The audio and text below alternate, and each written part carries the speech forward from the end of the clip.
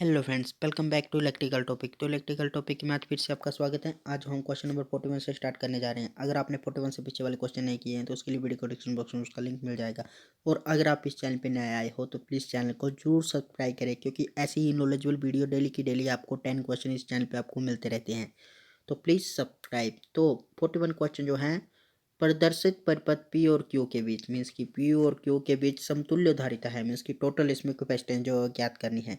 यहाँ पे कैसा है, दो जो कैपेसिटेंस है वो लगे हैं पैरेलल में और दो जो सीरीज में। तो सबसे पहले हम इनको पैरेलल वाले कैपेसिटर जो है आप कैपेसिटेंस की केस में जो ऐड हो जाते हैं, मीन्स की 6 माइक्रोफैरेड टोटल यहाँ पे आ जाएगी। तो एक कैपेसिटेंस आ गया 3 माइक्रोफैरेड का, बीच में आ गया 6 माइक्रोफैरेड का और साइड में भी 3 माइक्रोफैरेड का। तो इनको डिवाइड करने के बाद 1/6 plus 1/3 plus 1/3 is equal to 6/5 means की 1.2 इसका राइट आंसर आ जाएगा। सोल्व करने के बाद ऑप्शन नंबर डी इसका राइट आंसर आ जाएगा। तो वेरी सिंपल से क्वेश्चन है फ्रेंड्स।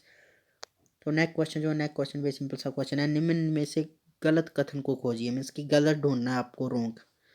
किसी शक्ति तंत्र का स्थिर अवस्था स्थायित्व किस प्रकार सुधारा जा सकता है? सीरीज रिएक्टर जोड़कर, त्वरित उत्तेजन तंत्र का प्रयोग करके, या सीरीज में कैपेसिटर जोड़कर, ये उपयुक्त सभी।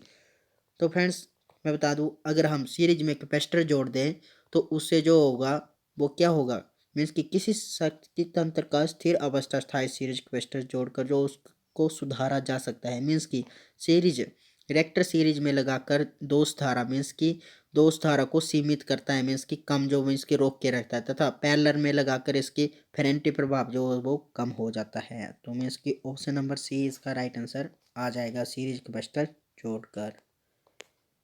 तो फ्रेंड्स नेक्स्ट क्वेश्चन जो है, सीरीज रिएक्टरों में सामान्यता होता है उच्च प्रेरकता, न्यून प्रतिरोध, न्यून प्रतिबाधा या उच्च प्रतिबाधा।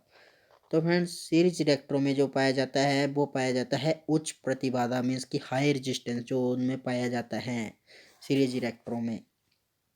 तो मैं बता दूं, सीरीज रिएक्टरों में सामान्यतः उच्च प्रतिबाधा होती है। सीरीज परिपथ में फॉल्ट धारा, मीन्स की फॉल्ट मीन्स की खराब धारा, मीन्स की फॉल्ट करंट को सीमित करने के उद्देश्य से प्रयोग जो करते हैं, इसलिए इसकी प्रतिबाधा उच्च होती है, मीन्स की हाई होती है। सीरीज रिएक्टर का प्रयोग सिर्फ एसी में किया जाता है। सीरीज रिएक्टर का प्रयोग जो वो एसी में किया जाता है। तो इस प्रकार नेक्स्ट क्वेश्चन आएगा। नेक्स्ट क्वेश्चन भी एक सिंपल सा क्वेश्चन है। एक एलसीआर विद्युत परिपथ की अनुनादी आवृत्ति है। तो फ्रेंड्स सिंपल सा जो है एलसीआर का फार्मूला बोल सकते हैं।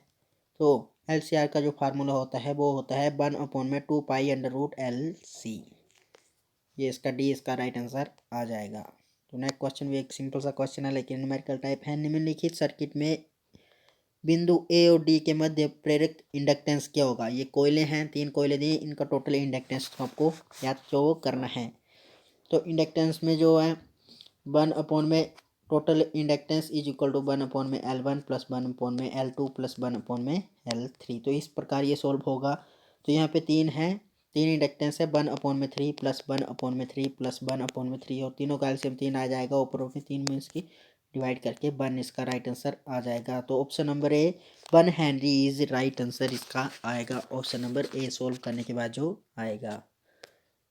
तो इस प्रकार नेक्स्ट क्वेश्चन जो है, for 3 phase star connected circuit, 3 phase star संबंधित परिपथ के लिए। तो फ्रेंड्स मैं बता दूं, स्टार कनेक्टर में जो होता है वो होता है line current is equal two phase current. Line current जो होता है वो फेज करंट के बराबर हो जाता है। स्टार जहां भी 3 फेज का स्टार सिस्टम में संबंधित पूछा गया हो तो वो लाइन करंट जो फेज करंट के बराबर होता है। और लाइन इसी सर्किट में लाइन वोल्टेज जो होती है √3 फेज वोल्टेज के बराबर होती है।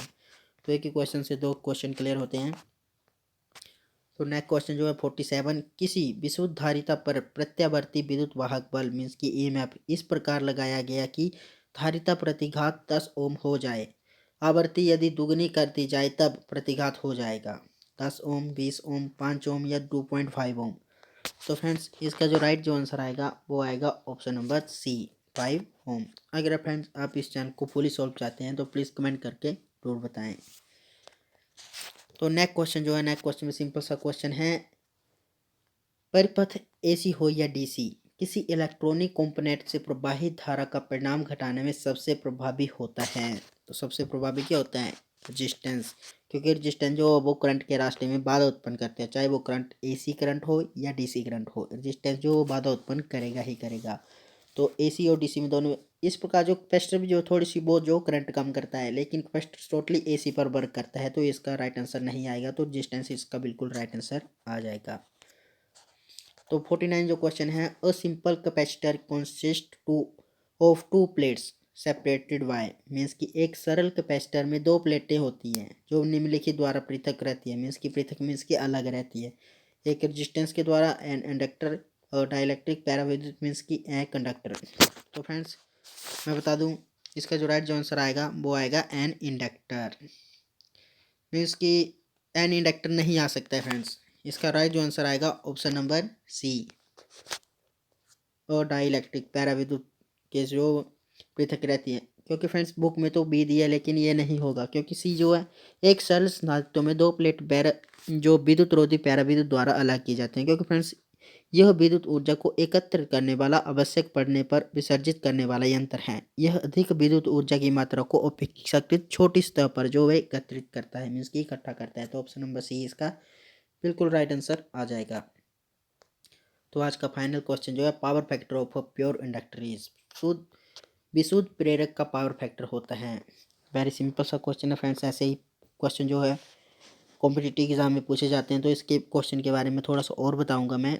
तो इसका जो है प्योर पावर फैक्टर, जो प्योर इंडक्टर का जो होता है वो जीरो होता है, और प्योर कैपेसिटर का पावर फैक्टर भी जीरो होता है। अगर प्योर इंडक्टर की जगह प्योर कैपेसिटर बताया हो तब भी जीरो होता है, लेकिन प्योर रेजिस्टेंस का जो पावर फैक्टर होता है वो यूनिटी होता है। यूनिटी मीन्स की वन होता है। ऑप्शन कोई भी हो सकता है। ऑप्शन वन मीन्स कि जब रेजिस्टेंस बताया गया हो, और कैपेसिटेंस और इंडक्टर के केस में जो पावर फैक्टर जो वो जीरो ही होता है। तो फ्रेंड्स वीडियो कैसी लगी कमेंट करके जरूर बताएं, और अगर आपको इन 10 क्वेश्चनों में किसी भी क्वेश्चन में डाउट है तो प्लीज़ कमेंट करके जरूर बताएं। Thank you.